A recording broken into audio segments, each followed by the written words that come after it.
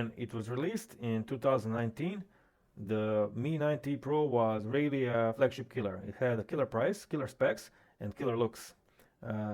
Most of people still have no problem using it today, and why should they? It has one of the best CPUs ever released, Snapdragon 855.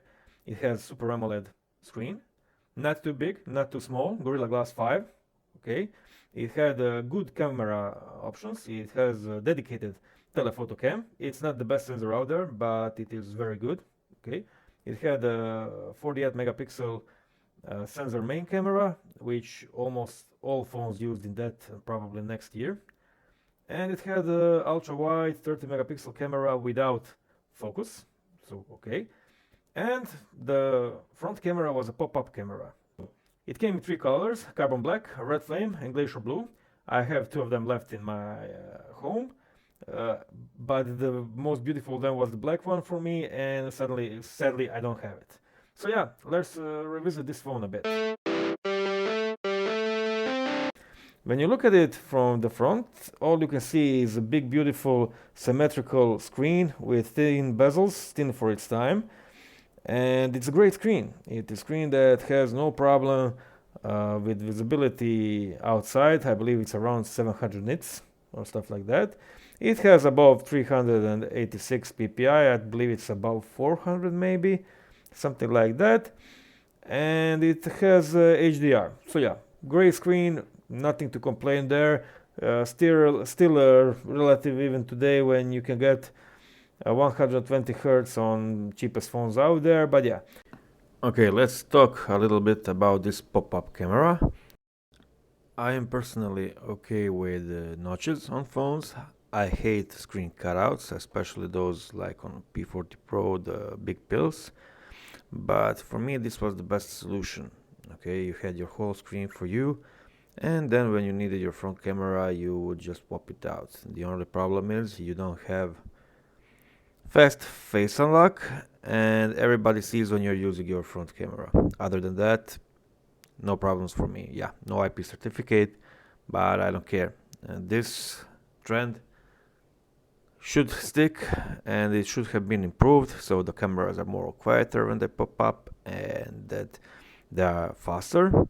But unfortunately, none of the new phones still use this awesome technology of pop-up camera. Software of this phone is MIUI. You don't have a newest 13. I don't know will we ever get it, but if you flash Xiaomi EU ROM, as I always do on my phones, you get Xiaomi's MIUI 12.5 or 6, I don't know, and it's great. It's bug-free, it has a lot of features, it's well polished, well optimized, great battery life. You also have Xiaomi's apps for closed gallery and stuff like that. So yeah, I'm quite pleased with the software on this phone. As far as the MIUI goes, this is probably the best iteration of it. Only phone that I've seen do it better is Poco F3. And the rest of them, you have some bugs and stuff like that.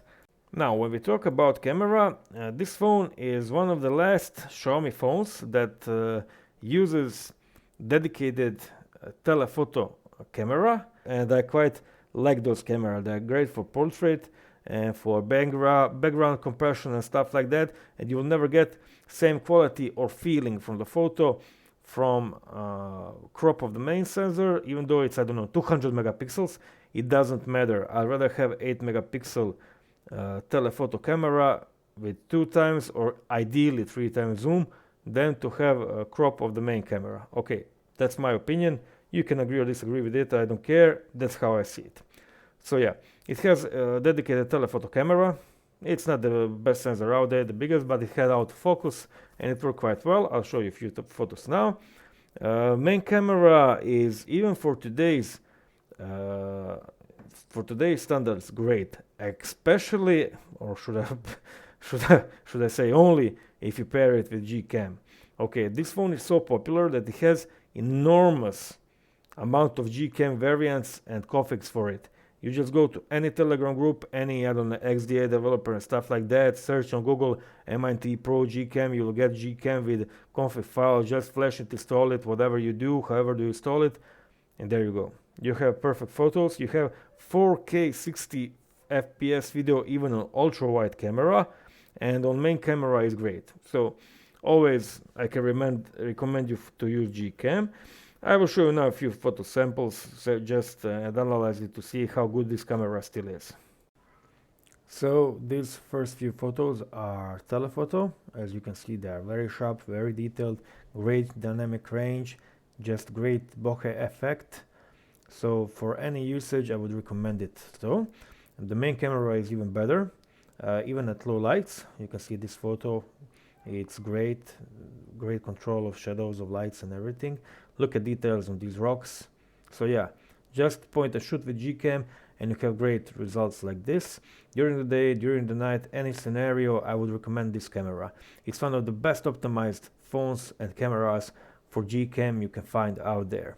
So to sum up everything, you have great display, great performance, solid software and great camera on this phone. It is still very usable in this year and will probably be usable in next 2 years if you're not a heavy gamer. I don't know how new games will act and how much they will need of power, but yeah, for now I can recommend with ease this phone.